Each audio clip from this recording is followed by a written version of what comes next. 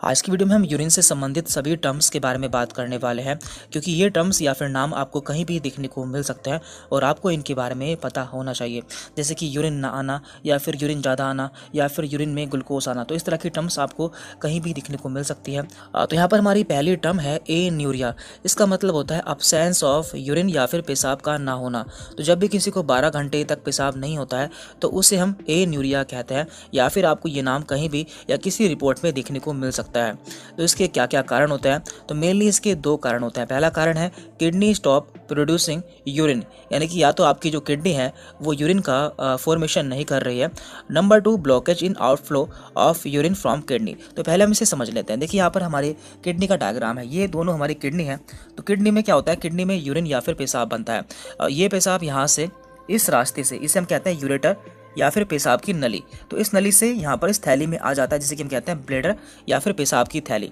तो इस थैली के बाद यहाँ से ये बाहर निकल जाता है, जिसे कि हम यूरेथ्रा कहते हैं। तो जब भी किडनी से लेकर इस ब्लैडर के बीच में कोई प्रॉब्लम हो जाती है या कोई रुकावट हो जाती है, तो उसके कारण जो हमारा पेशाब है वो बाहर नहीं निकल पाता। तो ये भी एन्यूरिया का एक कारण हो सकता है। और हमारा पहला कारण था किडनी स्टॉप प्रोड्यूसिंग यूरिन, यानी कि जो किडनी में यूरिन बनना चाहिए किसी कारण से वो नहीं बन रहा है, तो भी हमें एन्यूरिया या फिर हमें पेशाब ना आने की समस्या हो सकती है।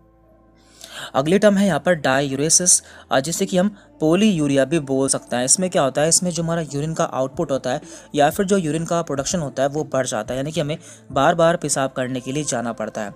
तो इसके क्या क्या कारण होता है वो भी हम जान लेते हैं। तो मेनली यहाँ पर हमने इसके 3 कारण लिए हैं।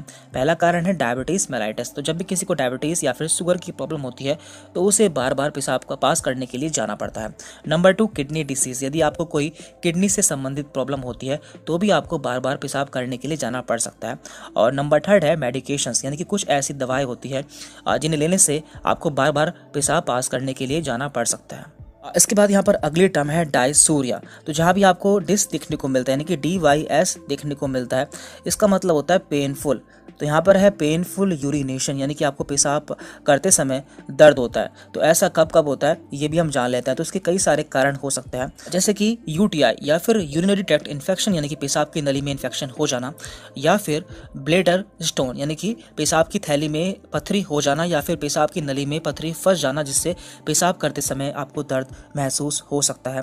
इसके अलावा सेक्सुअली ट्रांसमिटेड डिसीज और प्रोस्टेट इन्फेक्शन, यानी कि प्रोस्टेट ग्लैंड में इन्फेक्शन हो जाना। तो ये सभी ऐसे कारण हैं जिसमें पेशाब पास करते समय दर्द महसूस हो सकता है। इसके बाद यहाँ पर हमारी अगली टर्म है एन्यूरेसिस। इसका मतलब होता है इनवॉलेंटरी यूरिनेशन, यानी कि बिना इच्छा के पेशाब हो जाना।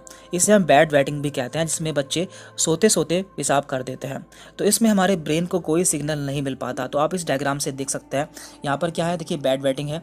इसमें क्या होता है, जो हमारा ब्लैडर यानी कि पेशाब की थैली जब फुल हो जाती है तो उस समय भी जो हमारा ब्रेन है उससे कोई सिग्नल नहीं मिलता, जिससे जो यूरिन है वो खुद से पास हो जाता है। और यहाँ पे क्या लिखा है, बियॉन्ड बैड वेटिंग, यानी कि जिन लोगों को बैड वेटिंग या फिर एनोरेसिस नहीं होता, तो जब उनका जो पेशाब की थैली है वो फुल हो जाती है तो उनके ब्रेन से सिग्नल मिलता है, जिससे वो पेशाब करने के लिए जाते हैं। यानी कि मेन रोल इसमें हमारे माइंड का होता है। इसके अलावा इसके क्या क्या कारण होते हैं वो भी हम जान लेते हैं।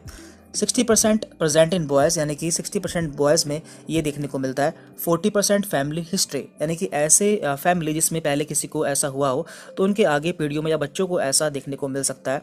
Delay maturation of cerebral cortex. Cerebral cortex एक हमारे ब्रेन का पार्ट होता है, यदि ये देर से डेवलप होता है तो ऐसे बच्चों में एनोरेसिस या फिर बैड वेटिंग की समस्या देखने को मिल सकती है। स्लीप डिसऑर्डर, यानी कि यदि सही से नींद नहीं आती है तो भी ऐसा देखने को मिल सकता है। कॉन्स्टिपेशन, यानी कि यदि लंबे समय तक कब्ज बना रहता है तो भी ऐसा हो सकता है। UTI, यानी कि पेशाब की नली का इन्फेक्शन। डिक्रीज ADH लेवल, तो एक हार्मोन होता है, यदि उसका जो लेवल होता है वो कम हो जाता है तो भी ऐसा देखने को मिल सकता है।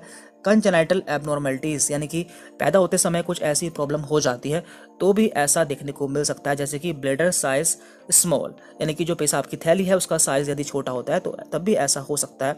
और ओवर रिएक्टिव ब्लैडर, यानी कि यदि पेशाब की नली ज़्यादा काम कर रही है या ज़्यादा रिएक्ट कर रही है तो भी ऐसा देखने को मिल सकता है। इसके बाद यहाँ पर अगली टर्म है ग्लूकोसूरिया, मीन्स पेशाब में ग्लूकोज का या फिर शुगर का पाया जाना, तो ये भी बहुत ही कॉमन है, अक्सर आपको ये देखने को मिल सकता है। तो इसके क्या क्या कारण होते हैं वो भी हम जान लेते हैं। तो इसका पहला कारण है डायबिटीज़ मेलाइटस, यानी कि जिन लोगों को डायबिटीज़ या फिर शुगर की प्रॉब्लम होती है और उनकी शुगर काफ़ी बढ़ जाती है, तो उनके पेशाब में भी शुगर आने लगती है, जिसे कि हम ग्लूकोसूरिया बोल देते हैं। Number 2, diet. तो कई बार हम ज़्यादा मात्रा में कार्बोहाइड्रेट खा लेते हैं, तो उससे भी हमारे पेशाब में शुगर आ जाती है, लेकिन ये टेम्पररी होता है, यानी कि कुछ टाइम के लिए रहता है, फिर दोबारा से नॉर्मल हो जाता है। इसके अलावा यहाँ पर है रीनल ग्लूकोसूरिया, और प्रेगनेंसी में भी जो जीएफआर होता है वो बढ़ जाता है, तो इस समय भी हमें ग्लूकोसूरिया देखने को मिल सकता है। तो ये कुछ ऐसे कारण हैं जिसमें हमें पेशाब में ग्लूकोज देखने को मिल सकती है। और यहाँ पर हमारी लास्ट टर्म है हिमेचूरिया। हिमेचूरिया का मतलब होता है पेशाब में खून का या फिर ब्लड का आना। तो इसके क्या क्या कारण होते हैं वो भी हम जान लेते हैं। तो मेनली इसके 4 कारण होते हैं। पहला कारण है इसका किडनी स्टोन, यानी कि जब भी हमें गुर्दे में पथरी होती है तो उस समय हमारे पेशाब में खून आ सकता है। नंबर 2, यूटीआई या फिर पेशाब की नली में इन्फेक्शन, तो ऐसे में भी हमें देखने को मिल सकता है। किडनी ट्यूमर, यदि किडनी में कोई ट्यूमर या फिर कैंसर हो जाता है तो भी पेशाब में खून आ सकता है। या फिर प्रोस्टेट कैंसर, यानी कि पेशाब की नली के पास में एक ग्लैंड पाई जाती है जिसकी हम प्रोस्टेट ग्लैंड कहते हैं, तो जब भी इसमें कैंसर हो जाता है तो भी आपके यूरिन में ब्लड दिखने को मिल सकता है। इसके अलावा यहाँ पर इसके और कारण भी हो सकते हैं, जैसे कि ट्रॉमा यानी कि चोट लग जाना, विगोरस एक्सरसाइज यानी कि आप बहुत ज़्यादा या बहुत तेज़ी से एक्सरसाइज कर लेते हैं, viral illness such as hepatitis, bladder और kidney cancer, sickle cell disease, haemophilia, तो ये सभी ऐसे कारण हैं जिसमें देखने को मिल सकता है। और फीमेल में 2 ऐसे कारण होते हैं, पहला होता है मेंस्ट्रुएशन और दूसरा एंडोमेट्रियोसिस। तो इन दोनों रीज़न में फीमेल में जो है ब्लड देखने को मिल सकता है। और मेल में बहुत ही कॉमन है एनलार्ज प्रोस्टेट ग्लैंड, यानी कि यदि उनकी प्रोस्टेट ग्लैंड जो होती है वो बढ़ जाती है तो भी उनमें ब्लड आ सकता है। तो यहाँ पर हमने यूरिन से संबंधित सभी ऐसे टर्म्स के बारे में बात की है जो कि आपको पता होना चाहिए। Thank you very much.